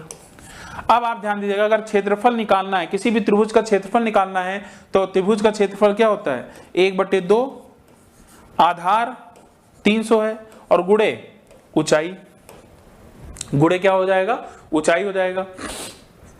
अगर इसको आप ध्यान से देखें तो यहां से आप आंसर तक पहुंच सकते हैं, ठीक है, कैसे, अगर ऊंचाई हम निकालने में कामयाब हो गए तो यही क्वेश्चन मार्क की जगह पे ऊंचाई रख दूंगा और डायरेक्ट सॉल्व कर लूंगा। तो ऊंचाई के लिए आपको यहां पर एक कंस्ट्रक्शन करना पड़ेगा, क्या, इस तरीके से, और जब समद्विबाहु त्रिभुज होगा तो इस पे आपने परपेंडिकुलर ड्रॉ किया तो ये दो इक्वल पार्ट में डिवाइड हो जाता है, तो इसका मतलब ये अगर पूरा 300 है, ये कितना हो जाएगा 150 हो जाएगा, ये 150 है, ये 170 है, तो ये कितना हो जाएगा ये 80 हो जाएगा। आप बोलेंगे सर इतनी जल्दी कैसे कर दिए, तो ये जादू है पाइथागोरियन ट्रिपलेट का, मैजिक ऑफ पाइथागोरियन ट्रिपलेट, क्योंकि ट्रिपलेट आपका बनाता है 8 15 17, ये एक ट्रिपलेट है, ये एक ट्रिपलेट है, ठीक है। आप ध्यान समझिएगा, कुछ बातें जो आपके इंपॉर्टेंट है, एग्जाम में यूज हो सकता है, कर सकते हैं आप। ट्रिपलेट में जैसे आप समझ जाते हैं यार 8 15 17 एक पाइथागोरियन ट्रिपलेट है, मतलब ये पाइथागोरस प्रमेय को सिद्ध कर रहा है कि 8 का स्क्वायर प्लस 15 का स्क्वायर किसके बराबर होगा 17 के स्क्वायर के बराबर होगा। लेकिन यहां जो काम की बात है वो ये मैं बताना चाह रहा हूं, अगर मैं यहां पर जैसा आपकी दिखा कि भाई 80 कैसे आपने कर दिया, तो मैंने ऐसे अंदाजा लगाया कि भाई एक 150 दिया था, एक 170 दिया था, मुझे तुरंत पता चल जाएगा 80 हो जाएगा। मतलब मैंने क्या किया 8 15 17 तो एक्चुअल में था, लेकिन जैसे जैसे मैंने यहाँ 1 0 1 0 1 0 लगा दिया तो ये भी आपका पाइथागोरियन ही ट्रिपलेट है, ठीक है, इसीलिए तुरंत मैंने 80 बता दिया। इनफैक्ट एक जीरो और अगर लगा दोगे तब भी वो पाइथागोरियन ही ट्रिपलेट आपका बनाएगा। अर्थात आप इसको 8, 15, 17 को अगर आप दुगना कर दो, दुगना मतलब 8 दूनी 16, 15 दूनी 30, 17 दूनी 34, तो ये भी एक पाइथागोरियन ट्रिपलेट है, चेक कर लीजिए। अगर आप दुगना छोड़िए 3 गुना 4 गुना ऐसे सभी को कर दोगे, वो हमेशा पाइथागोरियन ट्रिपलेट बनाना मतलब वो चलता जाएगा। मतलब बहुत सारे आप इनफिनाइट नंबर आप यहां से ट्रिपलेट्स बना सकते हैं, ठीक है। इनफैक्ट अगर आप इसको डिवाइड कर दें किससे, 2 से, अगर इससे और 2 से डिवाइड कर रहे हैं तो इसको भी करना है, इसको भी करना है। तो 2 से अगर मैं डिवाइड करूंगा 8 को तो 4 आएगा, इसको 2 से डिवाइड करूंगा तो 7.5 आएगा, ठीक है। और इसको अगर डिवाइड में करूंगा तो ये आ जाएगा कितना, 8.5 आएगा। तो ये भी आपका क्या है, पाइथागोरियन ट्रिपलेट ये भी है। जैसे काफी लोग सोच नहीं पाते ना कि दशमलव में भी ऐसा हो सकता है, ठीक है, तो ध्यान रखिएगा। तो यहाँ पर जो हमारा आंसर हो गया, आंसर तो फिलहाल ये भुजा बस मुझे चाहिए भी थी, तो ये 80 आ गया, 2 से इसको काट दो, ठीक है, कितना आ जाएगा 150, तो 150 गुणे 15 अट्ठे 120 और 2 जीरो, तो 12,000 आपका क्या हो जाएगा वर्ग इकाई, यही आपका आंसर होगा सी ऑप्शन, ठीक है। क्वेश्चन नंबर 20 का ऑप्शन क्या जाएगा, सी।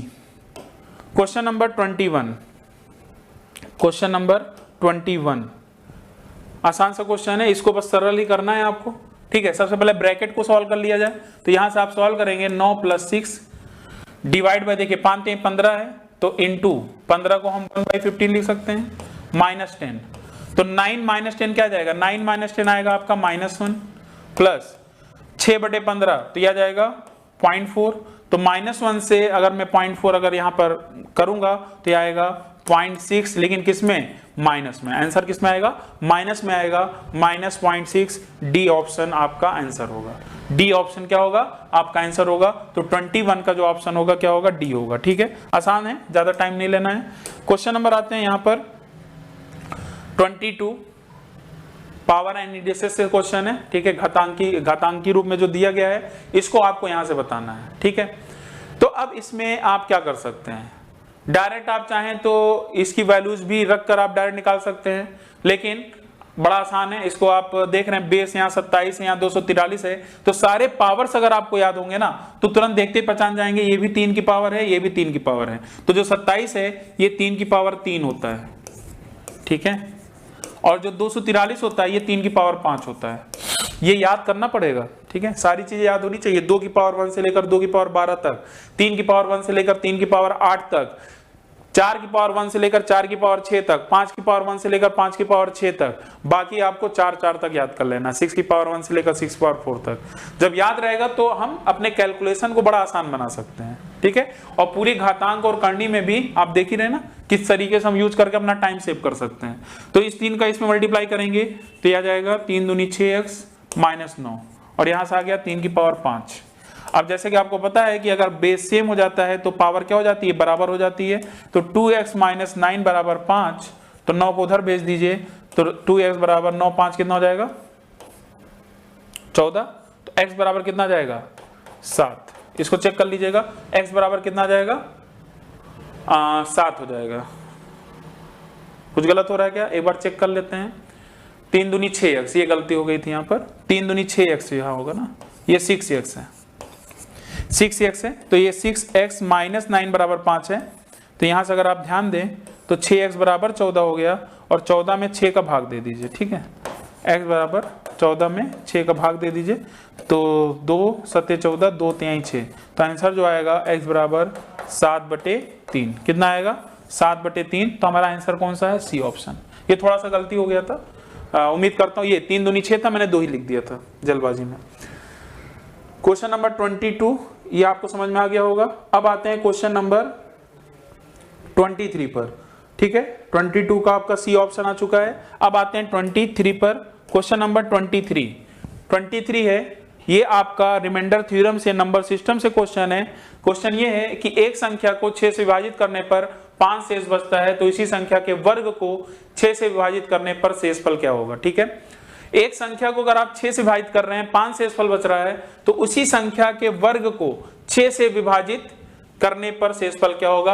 अब आप खुद ये बताओ, वो संख्या तो हमें पता ही नहीं है, वो संख्या को आपको तलाशना भी नहीं है। यहां पर इस लॉजिक ये है कि चाहे यहां वर्ग करा दे, चाहे जोड़ दे, चाहे घटा दे, चाहे क्यूब कर दे, कुछ भी कर दे, जो भी आपको ऑपरेशन करना है, जो भी ऑपरेंड लगाना है, जो भी करना है, वो आपको किस पे करना होगा, जो शेषफल दिया रहेगा।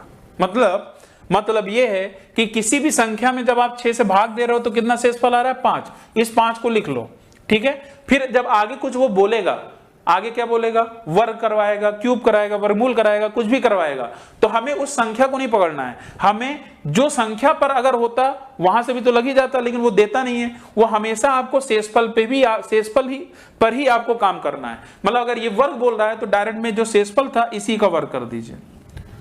ये आपका तरीका होता है, ध्यान रखिएगा। क्योंकि देखिए, क्योंकि ये प्रैक्टिस बैच है, क्योंकि इस सारे कॉन्सेप्ट को समझाने में बहुत टाइम लगता है, ठीक है।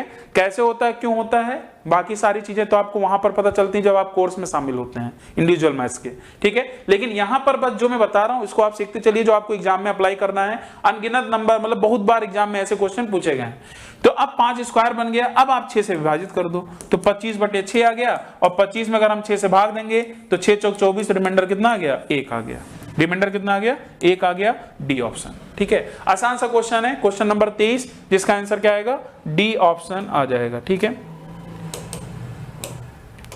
क्वेश्चन नंबर 24, क्वेश्चन नंबर 24 यहां पर लिखा है कि 2 अंकों की संख्याओं की पुनरावृत्ति के द्वारा, पुनरावृत्ति का मतलब रिपीटिशन हो रहा है, के द्वारा एक 4 अंकों की संख्या बनाई जाती है। जैसे 25 है, 25 32 आदि। इस तरह की कोई भी संख्या हमेशा किससे विभाजित होगी, ठीक है। 2-3 बात है जो ध्यान सुनना है आपको।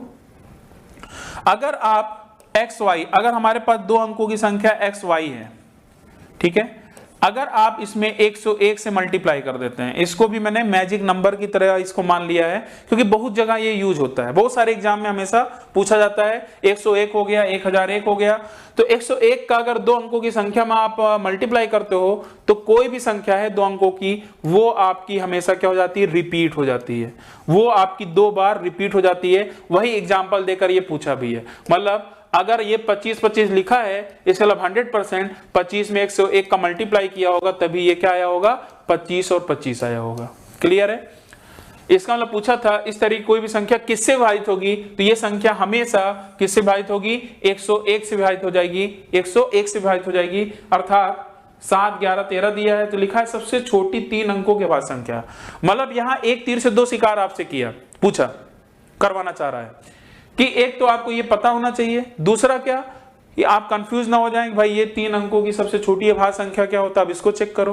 तो ये सारी चीज याद होनी चाहिए, क्या कि 3 अंकों की जो सबसे छोटी अभाज्य संख्या होती है वो क्या होती है, 101 होती है, और यही हमारा आंसर हो जाएगा।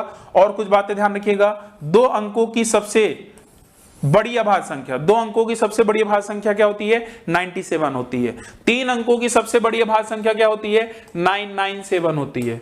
सब नोट कर लीजिएगा, याद कर लीजिएगा, एग्जाम में डायरेक्ट आता है। 4 अंकों की सबसे छोटी अभाज्य संख्या, बहुत इंपॉर्टेंट, 1009 होगा। ध्यान रखिएगा, काफी लोग 1001 लगाकर आ जाते हैं। 1009, 4 अंकों की सबसे छोटी अभाज्य संख्या क्या होती है, 1009 होती है, ठीक है। ऐसे ही 4 अंकों की सबसे बड़ी संख्या क्या होगी, अच्छा 4 अंकों की सबसे छोटी संख्या अगर मैंने बोला, ध्यान दीजिएगा, मैंने ध्यान नहीं दिया है, 4 अंकों की सबसे छोटी अभाज्य संख्या की बात कर रहा हूं। ये 3 अंकों की सबसे बड़ी अभाज्य संख्या, प्राइम नंबर, 4 अंकों की सबसे छोटी अभाज्य संख्या, 2 अंकों की सबसे बड़ी अभाज्य संख्या, 3 अंकों की सबसे छोटी अभाज्य संख्या, जिसे हम लोग प्राइम नंबर बोलते हैं। अभाज्य संख्या, प्राइम नंबर क्या होता है, ऐसी संख्या जिसके केवल और केवल 2 फैक्टर होते हैं, वही आपके अभाज्य संख्या कहलाते हैं। अर्थात जो भी संख्या होगी या तो खुद से कटेगी या 1 से कटेगी, यही आपका आंसर होगा, अभाज्य संख्या की डिफिनीशन होगी, ठीक है। जैसे मैं लिखूंगा 4 क्या अभाज्य है, नहीं है, क्यों, क्योंकि 4 खुद से और 1 से कटने के बावजूद भी 2 से भी कट रही है। इसका मतलब जो अभाज्य संख्या होते हैं उनके केवल और केवल 2 ही फैक्टर होते हैं, और जो 2 से ज्यादा फैक्टर होते हैं वो किसके अंतर्गत आ जाते हैं, वो आपके भाज्य संख्या के अंतर्गत आते हैं, जिसे हम लोग बोलते हैं कंपोजिट नंबर। और यहीं पर एक बात को और नोट कर लेना है कि जो 1 होता है ना तो ये अभाज्य संख्या होता है, ना तो ये भाज्य संख्या होता है, ना तो ये नाइदर प्राइम नंबर है, ना तो कंपोजिट नंबर है, नॉर कंपोजिट नंबर। ध्यान रखिएगा, 1 ना तो भाज्य के अंतर्गत आएगा, ना तो अभाज्य के अंतर्गत आएगा, ठीक है।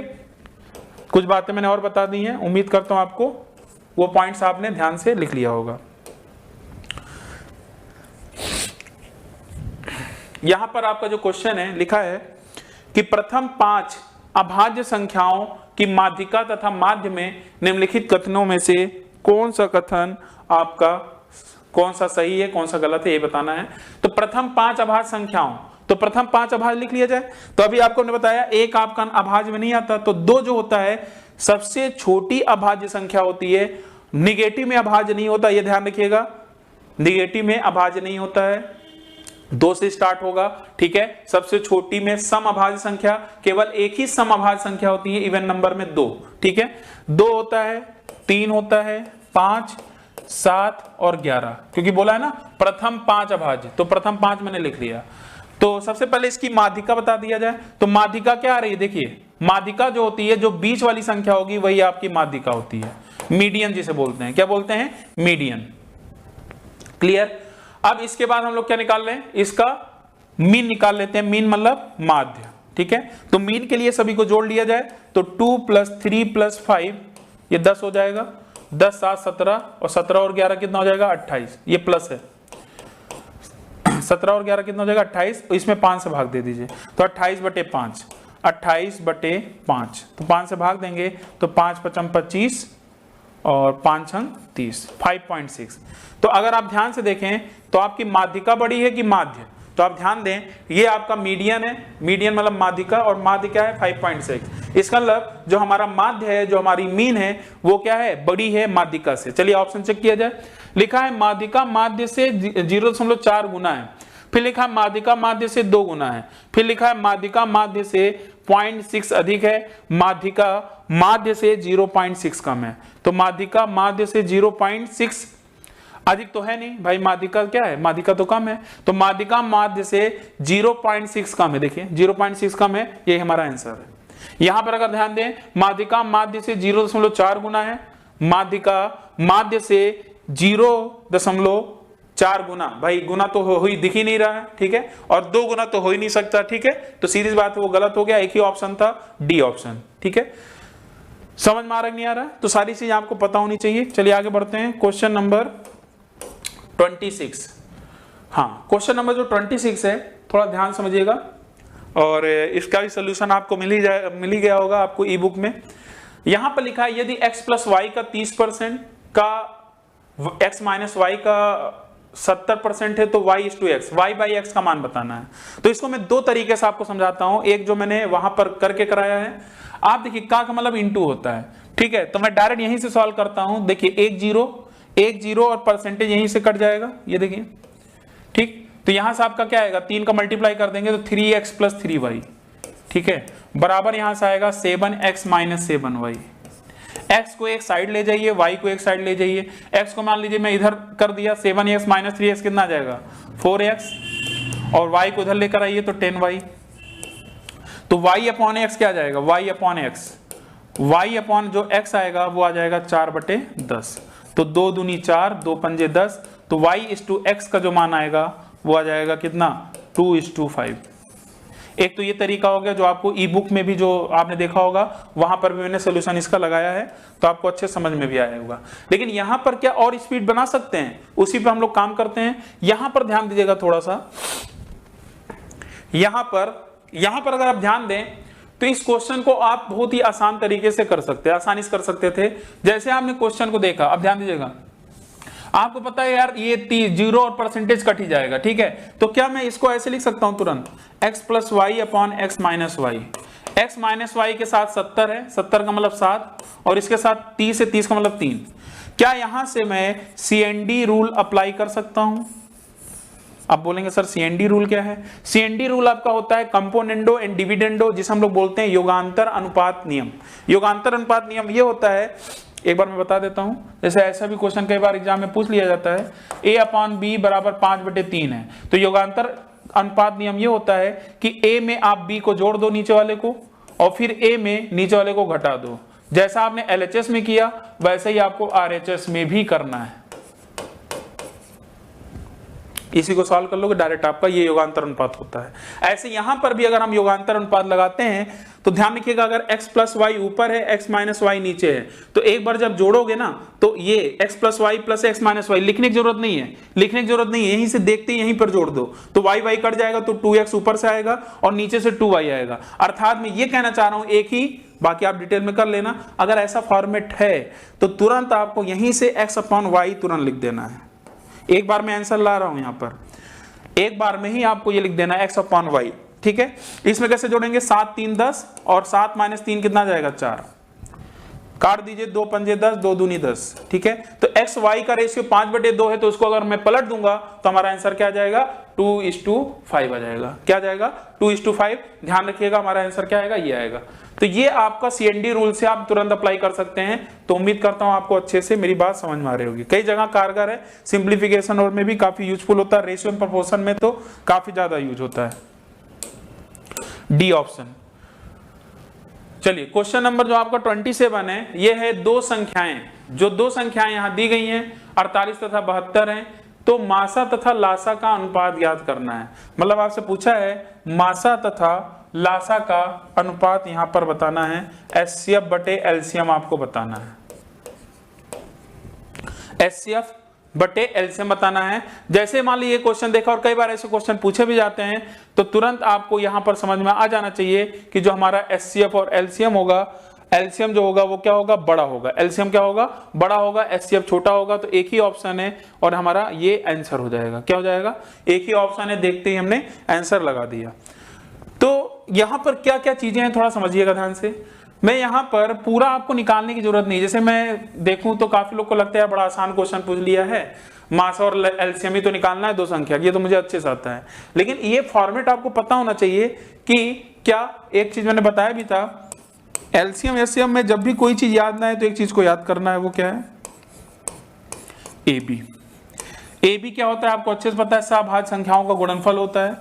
अर्थात ये कि HCF हमेशा जो होगा एलसीएम से क्या रहेगा भाई, छोटा ही रहेगा, एलसीएम से क्या रहेगा, छोटा ही रहेगा, एलसीएम क्या होगा, बड़ा होगा।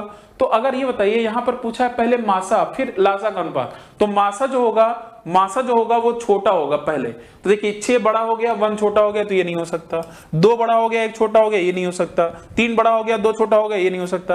मतलब जो पहला वाला पार्ट होगा वो छोटा होना चाहिए था। इस लॉजिक के बेस पे आपको निकालने की भी जरूरत नहीं थी और तुरंत आपने देखते ही लगा दिया। ठीक है, लेकिन जो फॉर्मेट है इसका फॉर्मेट दूसरा भी क्या है, ध्यान समझिएगा।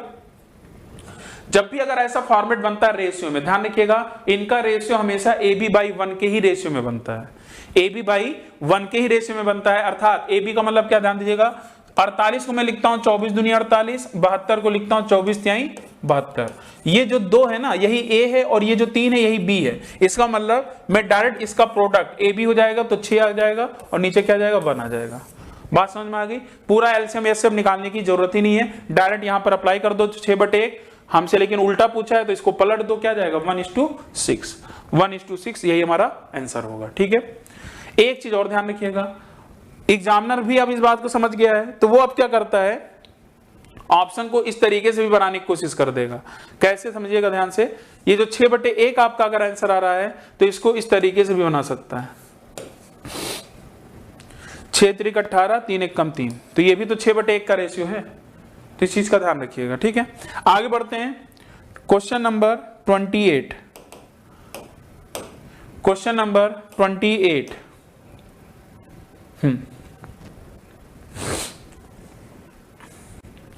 तो जो क्वेश्चन नंबर 28 है ये भी काफी आसान है और ये आपका मेंसुरेशन से क्वेश्चन है। एरिया आपको निकालना है, हाइट आपको दिया गया है और आपका ये क्या है, समबाहु त्रिभुज है। और समबाहु त्रिभुज का मतलब होता है इंग्लिश में क्या बोलते हैं, इक्विलेटरल ट्रायंगल, जिसमें तीनों भुजाएं आपकी क्या होती हैं, बराबर होती हैं और तीनों ही कोण जो होते हैं आपके 60-60 डिग्री के होते हैं। तो यहां पर जो इसका क्षेत्रफल का फार्मूला होता है समबाहु त्रिभुज के, इसको आपको याद होना चाहिए, √3/4a²। a का मतलब आपका क्या है, भुजा, और दूसरा क्या है, फिर मैं एरिया का ही, a का मतलब एरिया ही है। ठीक है, दूसरा जो आपका फॉर्मेट होता है वो h² / √3 का होता है, ये भी एरिया ही है, ये भी क्या है, ये भी एरिया है। ये आप याद रखिए, या आप चाहें तो h की वैल्यू भी आपको पता होनी चाहिए। जो हाइट होता है ये होता है √3/2a होता है। तो इन दोनों को यूज करके हमने इन दोनों इक्वेशन को यूज करके मैंने हाइट और एरिया इनमें रिलेशन निकाल दिया। और ये कई बार एग्जाम में पूछा भी जाता है, क्योंकि यहाँ डायरेक्ट आपको ऊंचाई दिया है। अब जैसे जिनको नहीं पता होता है वो क्या करते हैं, यहाँ 6 रख कर भुजा निकालेंगे, फिर भुजा की वैल्यू यहाँ रखेंगे, फिर एरिया आएगा, ठीक है। लेकिन यहाँ पर आपको कुछ नहीं करना, ये फॉर्मेट अगर पता है तो डायरेक्ट मैं ऊंचाई की वैल्यू यहाँ रख कर डायरेक्ट आंसर निकाल सकता हूँ। तो ऊंचाई कितनी है, 6 का स्क्वायर मतलब 36 अपॉन √3, ठीक है। तो ये क्या होगा, 12 तिहाई 36 होता है, तो 12 तिहाई 36, तो मैं इसको 3 को मैं √3 लिख सकता हूं इंटू में और बटे √3, एक √3 कट जाएगा तो हमारा आंसर क्या आएगा 12√3 सेंटीमीटर स्क्वायर। आंसर क्या आएगा, सी ऑप्शन। ये फार्मूला आप नोट कर लेना और याद कर लीजिए।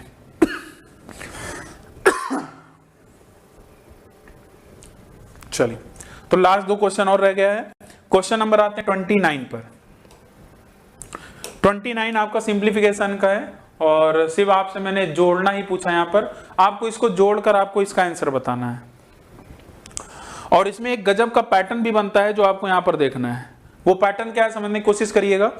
ये जो 7.7 दिया है, ध्यान दीजिएगा, ये जो आपका 7.7 दिया गया है, पहली बात तो आप यहां पर जब आप देखते हो तो क्या मैं डिजिट सम को अप्लाई कर सकता हूं क्या, एक बार चेक करते हैं। अगर मैं डिजिट सम को अप्लाई करता हूं तो चीजें शायद आसान हो सकती हैं। अगर डिजिट सम के बाद भी मैं एक चीज और बताऊंगा जो आपको ध्यान सुनना है। यहां पर जो है इसका डिजिट सम कितना आएगा, 7 2 बार है, दशमलव पर कोई प्रभाव पड़ता नहीं है, तो 7 दूनी 14, 14 का मतलब ये 5 आ गया, प्लस ये 7 कितनी बार है 4, 7 चौक 28, 28 का मतलब 10, 10 का मतलब 1, फिर इसको जोड़ लीजिए, 7 कितनी बार है 6 बार है, 7 छंग 42, 42 का मतलब 6, 7 कितनी बार है 8 बार है, 8 सते 56, ठीक है, 8 सते 56 ना, गलत हो गया क्या भाई, 7 आपका 6 बार था, 7 छंग 42 और 7 8 बार है, 8 सते 56, 56 को मैं फिर जोड़ूंगा, 11 11 को फिर जोड़ूंगा, कितना आएगा 2। तो इसका जो डिजिट सम की बात करें 6 2 8 1 9, 9 को तो आप हटा दिए, तो इस क्वेश्चन का जो आंसर होगा जिसका डिजिट सम कितना आ रहा है 5, इसका मतलब वही हमारा आंसर होगा जिसका डिजिट सम क्या आ रहा होगा 5 आ रहा होगा, ठीक है, क्लियर है। तो चलिए ऑप्शन पे आते हैं और चेक करते हैं।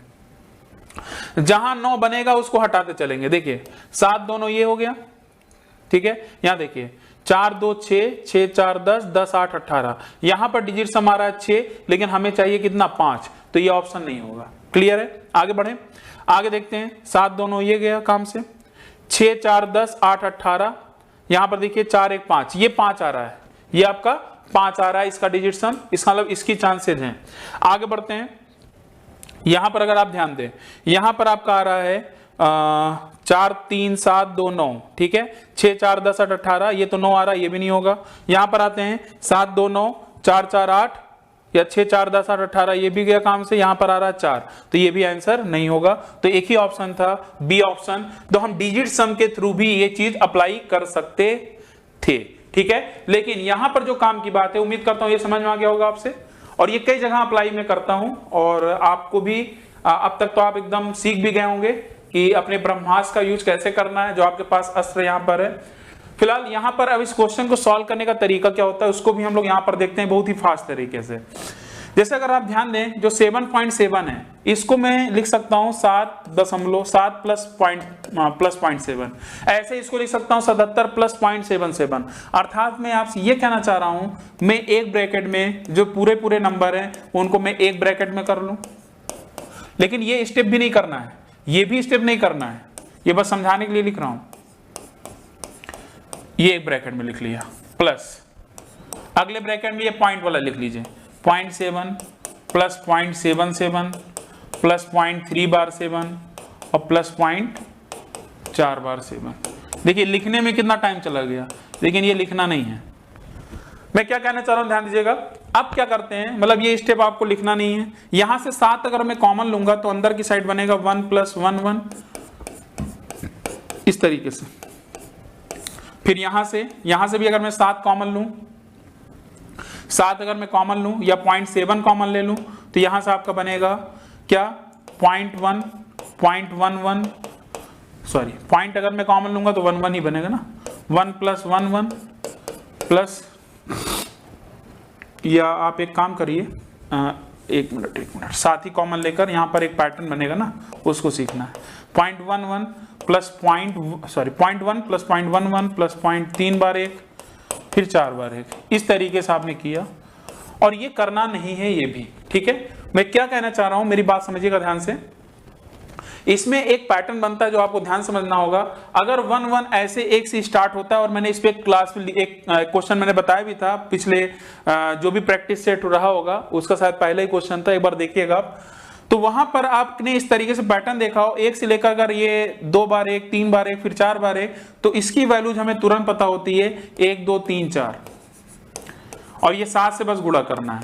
अर्थात मैं ये कहना चाह रहा हूं, जब आपके पास ये क्वेश्चन आया तो क्वेश्चन देखते ही आपको पता चल गया, आपको बस डायरेक्ट यहां से ये वाली लाइन लिखनी थी, क्या कि 7 गुणे 1 2 3 4, और प्लस जब पॉइंट वाला आता है तो यही बस उल्टा हो जाता है, अर्थात यहां पर आएगा 7 गुणे 0.4321 बनता है। मतलब ये पॉइंट में क्या हो जाता है, ये उल्टा पैटर्न बनता है 0.4, क्योंकि 4 तक गया है, 4 बार 1 तक गया है, तो 0.4321 बनता है, और ये क्या बनता है 1 2 3 4। अब इसको क्या कर दिए, इसको आप सॉल्व करके आप निकाल सकते हैं, ठीक है। तो ये दोनों स्टेप आपको यूज नहीं करना है, तो ध्यान रखिएगा, ये पैटर्न सिंप्लीफिकेशन के लिए काफी इंपॉर्टेंट है और आपके एग्जाम में पूछे जाते हैं ये सारी चीजें। तो इसको सॉल्व कर लीजिएगा। आपका आंसर फिलहाल हमने डिजिट सम से अप्लाई कर ही दिया था, तो हमारा जो आंसर है 29 क्वेश्चन का आंसर, उम्मीद करता हूं कि आपने कर भी लिया होगा। तो इसका जो आंसर आएगा क्या आएगा 29 का बी। इसका मतलब मैंने यहाँ पर ई बुक में एग्जाम वाला अप्रोच नहीं दिया है डिजिट सम का, तो भाई वो चीजें देखिए, कुछ चीजें तो आपको समझ में आनी चाहिए, तो वहां पर आप डिजिट सम को भी अप्लाई कर सकते हो। चलिए क्वेश्चन नंबर आते हैं 30 पर। आज का लास्ट क्वेश्चन प्रैक्टिस नंबर 11 का, प्रैक्टिस सेट नंबर 11 चल रहा है। तो यहां लिखा है यदि tan theta plus cot theta की वैल्यू दी गई है, तो आपसे पूछा है 0 less than theta less than π/2, तो sin theta plus cos theta का मान आपको यहां से बताना है, ठीक है। अब इस क्वेश्चन को कैसे लगाया जाए, ध्यान दीजिएगा। ये ऑप्शन तो हो ही नहीं सकता था, √3 - 1/2 तो हो ही नहीं पाएगा, ठीक है। √3 - 1 हो पाएगा क्या, नहीं हो पाएगा। और कहीं ना कहीं 1 भी आपका नहीं हो सकता, क्योंकि 1 होने के चांसेस तभी होंगे या तो आप π/2 ले लो या तो 0 ले लो, और वो ले नहीं सकता क्योंकि कंडीशन है कि 0 और π/2 के बीच में होगा, तो हमारा 1 भी नहीं होगा, 1 भी नहीं होगा। √2 हो सकता है क्या, √2 अगर 45 लेता हूं तो 45 में होता है 1/√2 1/√2, हाँ जब मैं π/4 लूंगा तब √2 आने के चांसेस हैं। इसका मतलब अब यहां पर क्या करना, ध्यान दीजिएगा, यहां पर फिलहाल मैंने सिर्फ देखकर ऑब्जर्व करके ऑप्शन को और इसको कंडीशन को मैंने ऑब्जर्व करके दो ऑप्शन को एलिमिनेट कर दिया चुटकियों में।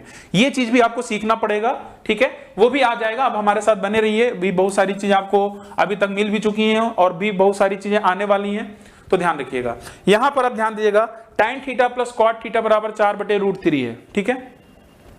अब एक चारा और है कि अगर मैं यहां से थीटा का मान रख दूं, क्योंकि √3 अगर आ रहा है तो √3 इसका मतलब कहीं ना कहीं हम 30 डिग्री या 60 डिग्री मान रख सकते हैं थीटा का, क्योंकि वहां पर √3 1/√3 बन जाता है, ठीक है। तो चलिए मैं 30 डिग्री मान यहां पर रख कर चेक करता हूं क्या हमारा बन रहा है कि नहीं बन रहा है।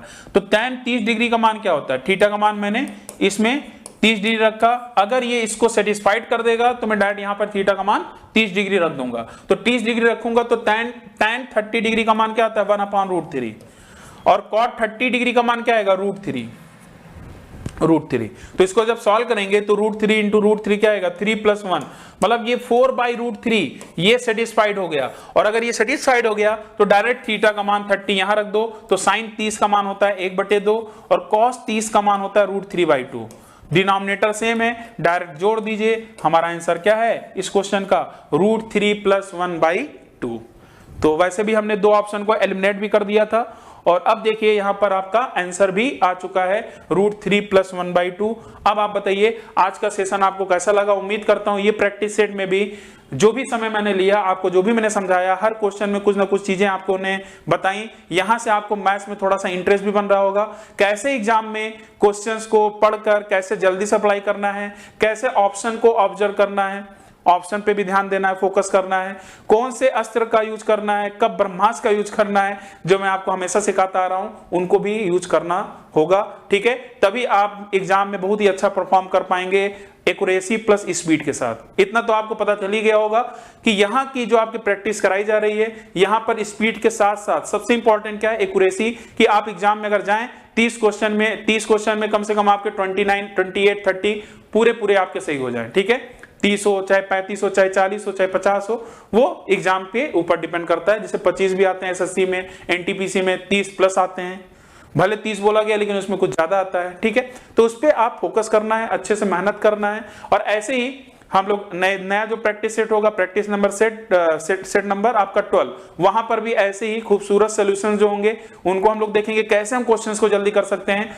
तो बस जितने भी आपके फ्रेंड दोस्त हैं उनको भी बताते रहिए, ठीक है, कि तैयारी डिजिटल क्लास में इस तरीके से सारी चीजें बताई जा रही हैं। और अगर आप इंटरेस्टेड हैं इंडिविजुअल्स के लिए तो आप डायरेक्ट जो पट्टी चल रही है वहां पर भी आप उसको फोकस करके आप वहां पर अपना कमेंट कर सकते हैं, वहां पर मैसेज कर सकते हैं अगर इंटरेस्टेड हैं तो, ठीक है।